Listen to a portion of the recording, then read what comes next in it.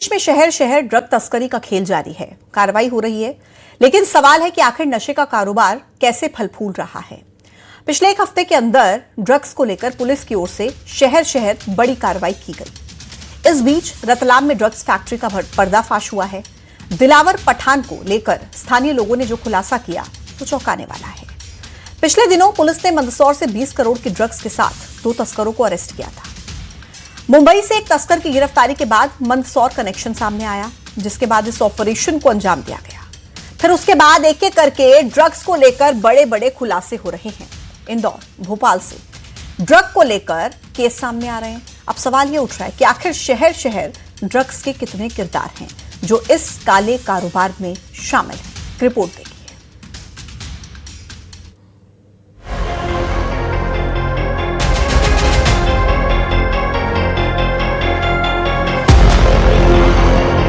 MP में शहर शहर ड्रग्स का खेल चल रहा है।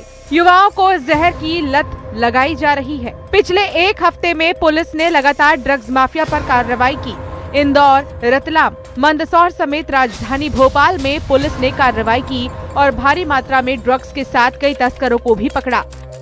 रतलाम में एमडी ड्रग्स बनाने की फैक्ट्री का खुलासा हुआ। दिलावर पठान के मकान में ये फैक्ट्री चल रही थी। स्थानीय लोगों ने जो खुलासा किया वो चौंकाने वाला है।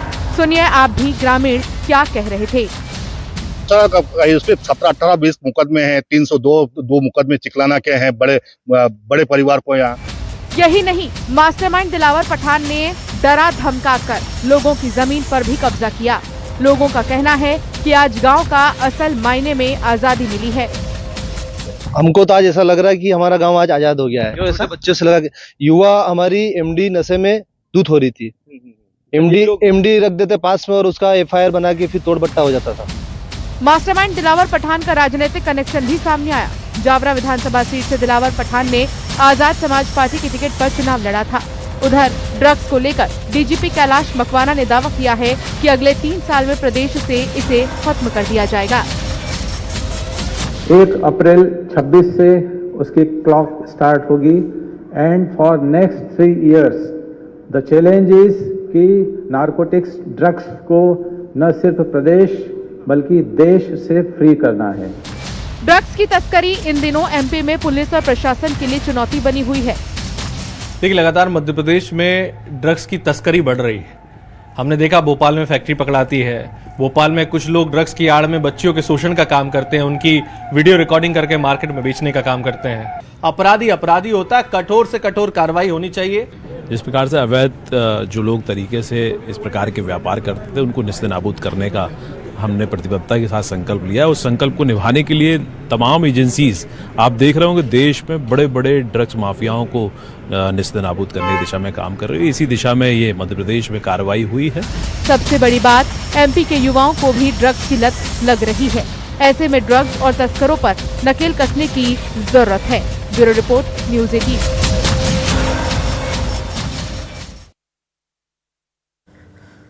तो मध्य प्रदेश में ड्रग्स पर एक्शन और तस्करों पर नकेल कसने के दावे और वादे पुराने हैं। हर बार यही कहा जाता है, लेकिन कुछ दिन मामला ठंडा रहता है और फिर से तस्कर एक्टिव हो जाते हैं। इंदौर, भोपाल, मंदसौर ड्रग तस्करों के हॉटस्पॉट हैं।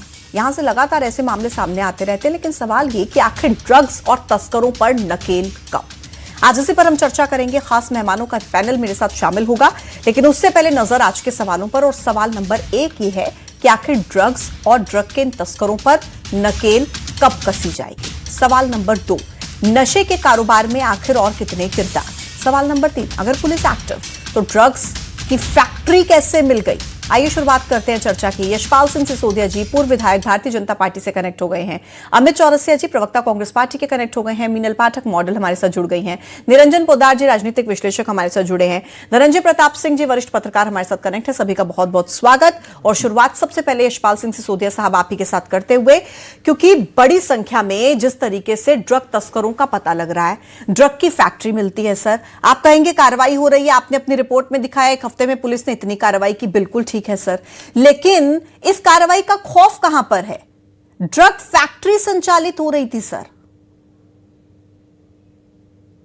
मैं पूजा जी, मैं तो आपके आज के इस डिबेट के विषय को लेकर के न्यूज़ 18 ने जो आज विषय छेड़ा है, मैं आपका आपके चैनल का भी आभार व्यक्त करता हूं, धन्यवाद ज्ञापित करता हूं, क्योंकि ऐसे ही घटनाक्रमों के बाद अगर हम सामाजिक चेतना जागृत करने को लेकर के, लोगों को जागरूक करने को लेकर के, और युवा पीढ़ी इस ओर न बढ़े, न आगे आए और इससे दूर रहे, इस बात को लेकर के अगर आपने इस विषय को छेड़ा है, इससे शासन प्रशासन के माध्यम से ग्राम चिकलाना, जावरा विधानसभा क्षेत्र का गांव है, रतलाम जिले का, वहां पर आज बड़ा ऑपरेशन किया और उस ऑपरेशन में सफलता मिली है। देखिए पूजा जी, मैं ये भी कहना चाहूंगा कि भारत सरकार के गृह मंत्री आदरणीय अमित शाह जी लगातार नशे से मुक्ति को लेकर के, भारत मुक्त नशा के अभियान को लेकर के जिस प्रकार से काम कर रहे हैं, और मध्य प्रदेश की सरकार के साथ भी, विशेष करके गुजरात की पुलिस, एटीएस और एनसीबी तीनों के समन्वित प्रयासों के साथ जो काम हो रहे हैं, उसी का ये नतीजा है कि भोपाल हो, इंदौर हो, उज्जैन हो, मंदसौर हो, रतलाम हो, इन शहरों में जो अवैध व्यापार करने वाले जो लोग हैं,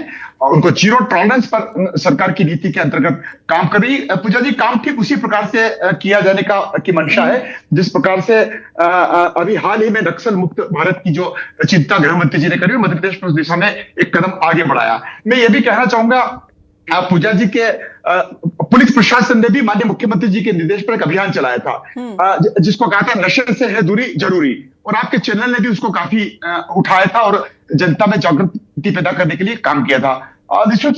विषय गंभीर है और चुनौतीपूर्ण है, लेकिन मैं आपके चैनल के माध्यम से, जैसा कि डीजीपी ने भी कहा है और डीजीपी कैलाश मकवाना जी ने जो कहा है, वो मध्य प्रदेश की सरकार और भारत की सरकार के गृह मंत्री जी के जो मंसूबे हैं, जो उनका जो टारगेट है, जो लक्ष्य है, उसके आधार पर उन्होंने उसको कहा है। पूजा जी, ठीक है, मेरे पास बहुत लंबा चौड़ा आंकड़ा है सर, मैं वो आपके सामने रखूंगी कि कहां कहां पर ड्रग तस्करी का ये काम चल रहा है, लेकिन उससे पहले कमेंट में अमित चौरसिया जी से लेना चाहूंगी। अमित जी, ये पूरा मामला जो रतलाम से सामने आता है, ड्रग्स की फैक्ट्री का 10 किलो 900 ग्राम एमडी ड्रग्स मिलता है, कीमत 15 करोड़ के आसपास, बहुत कुछ मिला है सर, जिंदा कारतूस मिले हैं, अवैध हथियार मिले हैं। दिलावर खान नाम का ये व्यक्ति था जिसके मकान में फैक्ट्री ये पूरी बनी हुई थी, संचालित हो रही थी। बीजेपी कह रही है कि हम लोग तो कार्रवाई कर रहे हैं, आपको क्या लगता है, आपके हिसाब से ऐसे लोगों पर किस तरीके की कार्रवाई होनी चाहिए?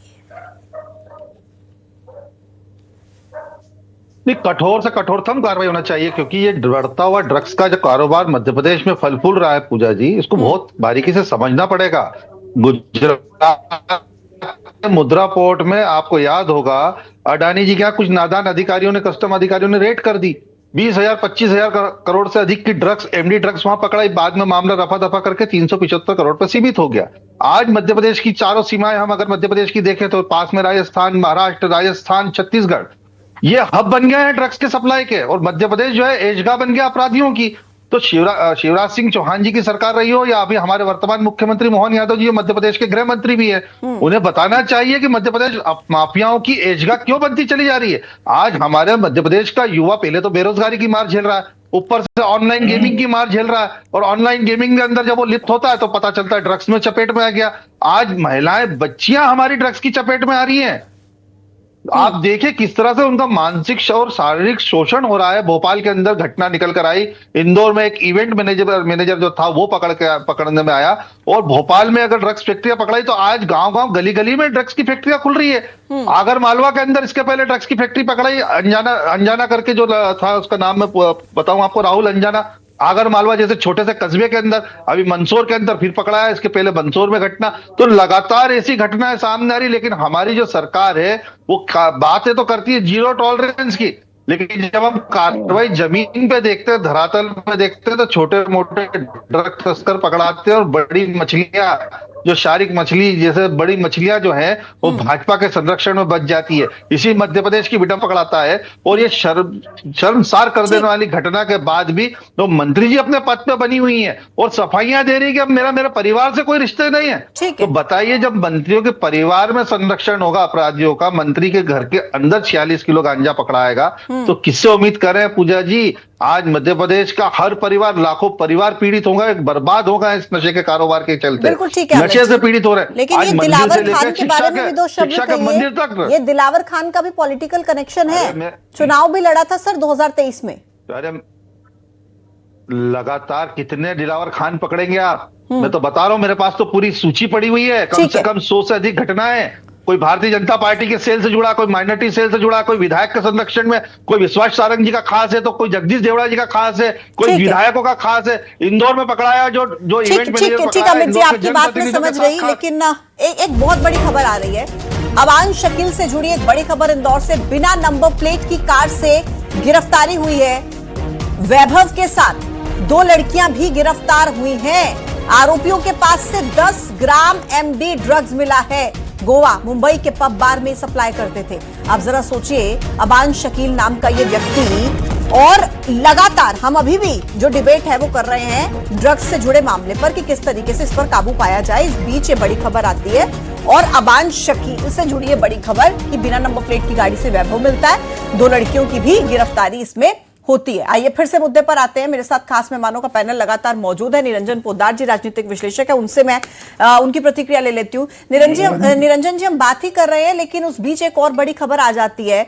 लड़कियों को आप देखिए नशे के गर्त में धकेला जा रहा है, लड़कियां भी नशे कर रही हैं, और फिर देखते हैं हम इस तरीके से आपत्तिजनक वीडियो सामने आते हैं। कुल मिलाकर क्या कहेंगे इसको लेकर? सरकार कहती है कि हम कार्रवाई कर रहे हैं।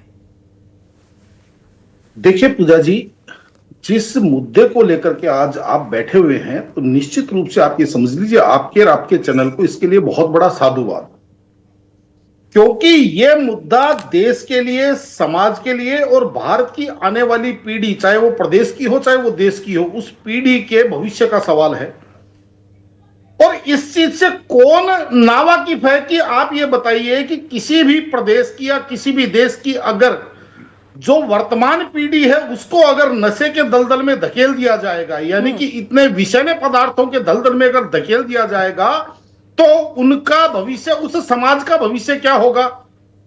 अब यहां पे बात सरकार की चल रही है। अभी मैं भारतीय जनता पार्टी के विद्वान प्रवक्ताओं को सुन रहा था, वो कह रहे थे कि अमित शाह जी इस चीज के लिए बहुत सीरियस है। भाई, मेरे को तो आज तक ये समझ नहीं आया कि ये सरकारों का क्या चलन है कि समाधान के लिए समस्या को उत्पन्न क्यों करते हैं कि भाई हमें समाधान करना है, इसके लिए एक समस्या उत्पन्न कर दो। एक समय था, एक फिल्म बनी थी उड़ता पंजाब, अब क्या उड़ता मध्य प्रदेश बनेगा क्या? आप मुझे एक बात बताइए पूजा जी, जो जिन विषैले ड्रग्स, जिन विषैले नशों के बारे में आप बात कर रहे हैं, वो किसी एक आम साधारण आदमी के पहुंच की चीज है क्या? बिना बड़े नेटवर्क के ये सारी चीजें संभव हो पाती हैं क्या? तो आप, और इस चीज को भी कौन मान लेगा कि अगर आपकी इच्छा शक्ति है इसको रोकने की, इसको फैलने से रोकने की, ठीक, तो कोई भी माफियागिरी है उसके फुटप्रिंट नहीं हो।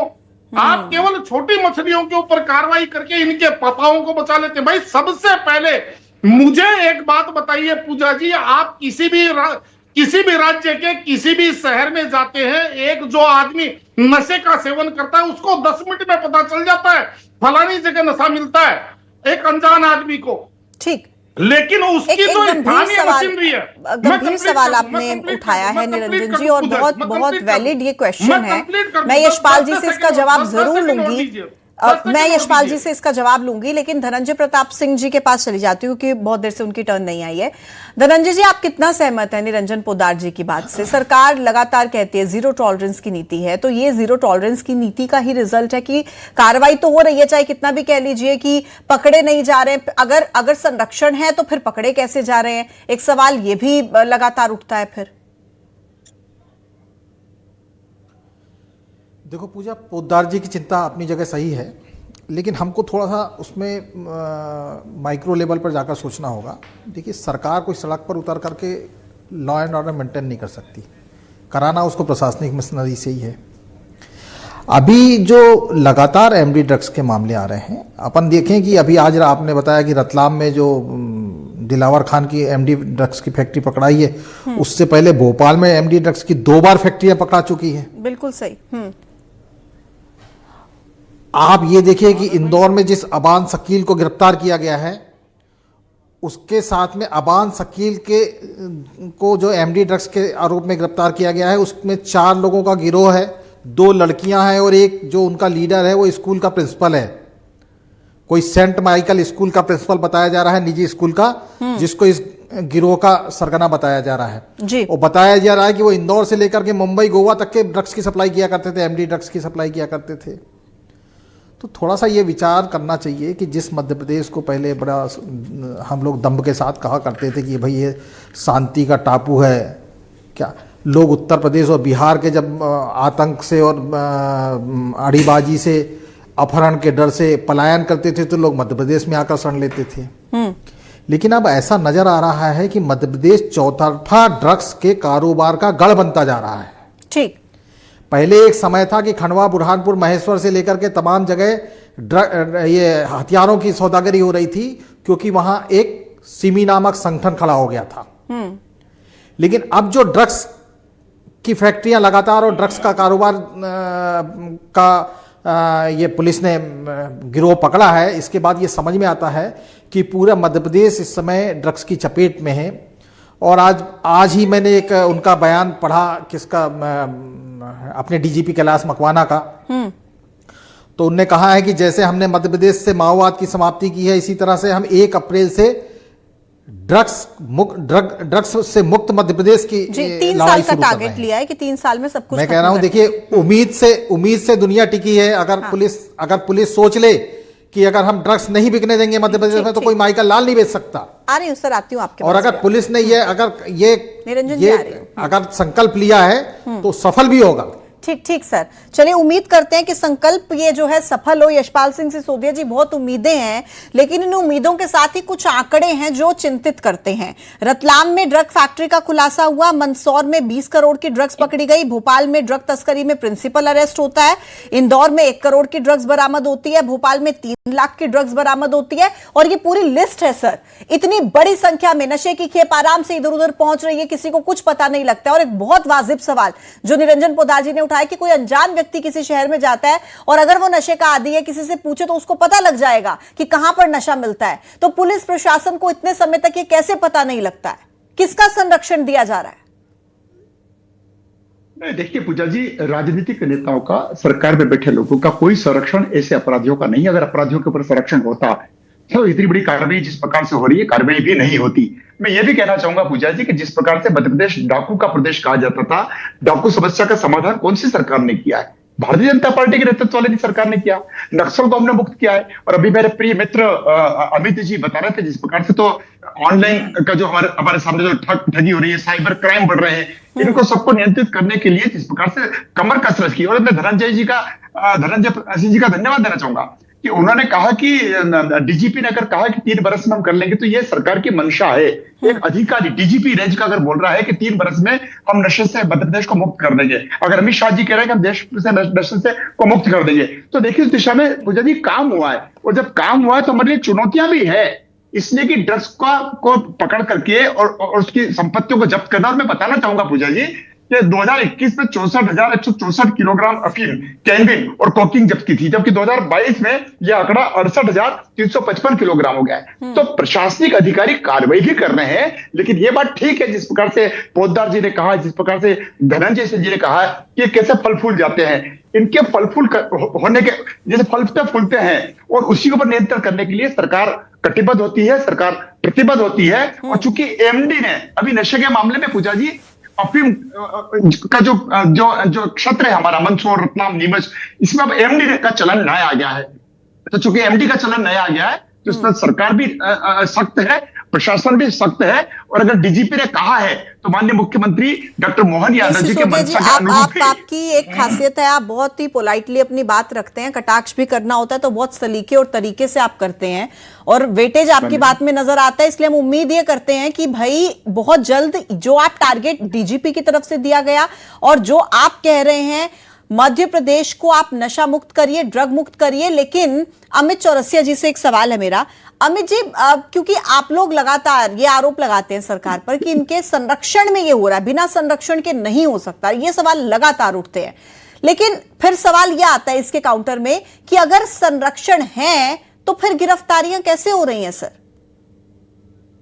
छोटे मोटे, बिल्कुल सही कहा पूजा जी, छोटे मोटे तस्करों को पकड़ा जाता है और बैकडोर से बड़े तस्करों को बाहर कर दिया जाता है। मैंने अभी कहा और अभी हमारे साथी मित्र ने भी कहा कि चौतरफा मार, 3 वर्ष पूर्व तो मध्य प्रदेश में कभी हमने ड्रग्स का इतना नाम भी नहीं सुना था। छोटी मोटी कार्रवाई और छोटे मोटे ड्रग्स पेडलर पकड़ाते थे। क्या हुआ, मोहन यादव जी के मुख्यमंत्री बनते ही मध्य प्रदेश जो है अपराधियों का एजगा बन गया मध्य प्रदेश पूरा। आज उड़ता पंजाब हमने सुना था, आज उड़ता मध्य प्रदेश बना दिया है पूरी तरीके से। तो ये तो स्थिति मध्य प्रदेश की हो गई है। और जैसे मैंने कहा, राजस्थान, महाराष्ट्र, छत्तीसगढ़ और पास में गुजरात, किनकी सरकारें हैं? भारतीय जनता पार्टी की सरकार है। तो अपराधियों को संरक्षण वहां भी मिल रहा है और अपराधियों को संरक्षण यहां भी मिल रहा है। तो पूरा एक नेक्सस और रैकेट बन गया।